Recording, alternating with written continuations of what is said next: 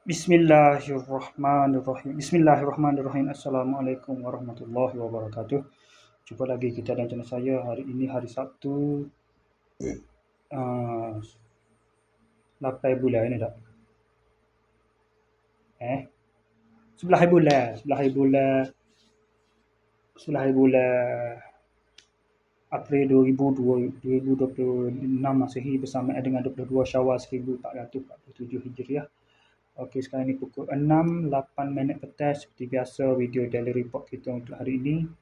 Sepanjang hari ni, lepas pada buat video daily report kemarin, saya tak keluar ke mana-mana. Saya cuma main Facebook sampai ke masuk maghrib, sembahyang maghrib. Lepas tu sembahyang isyak, lepas sembahyang isyak barulah. Lepas sembahyang isyak barulah saya keluar pergi ke Taufik Kristi biasa mana ada. Lepas tu balik dah pukul 12.40 itu. Tidur pula dah pukul 3, 2.40 pagi.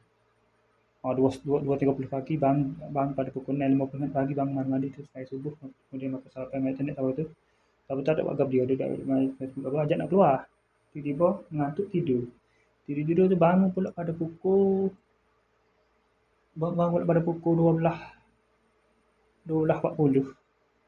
Lepas tu tak ada buat gap juga lah. Sepanjang ni tak ada buat gap, hanya duk main internet gitu, Facebook gitulah. Main Facebook lagu lagi main Facebook sapalah. Semai Zuhur pada pukul 8, pada pukul 3 petang. Lepas semai Zuhur.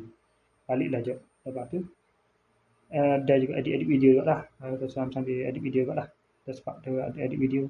Sambung edit video lagi lah. Tak cukup lagi. Nak cukup 10 video satu channel baru dah baru boleh buat satu channel baru. Masuk dengan video ni lah. Ni video ke sebelah. Tapi saya tunda lah tu. Mungkin masuk lalu ni. Video ni akan di-upload lalu malam ni. Lepas selesai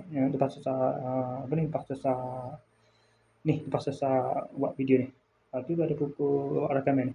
Okey, lepas tu semaya asak ni dalam pukul 6.50 petang. Lepas tu dalam rakaman ni terus buat video daily report ni. Okey, saya sekadar saja untuk sesi video daily report kita untuk hari ini. Assalamualaikum, jumpa lagi.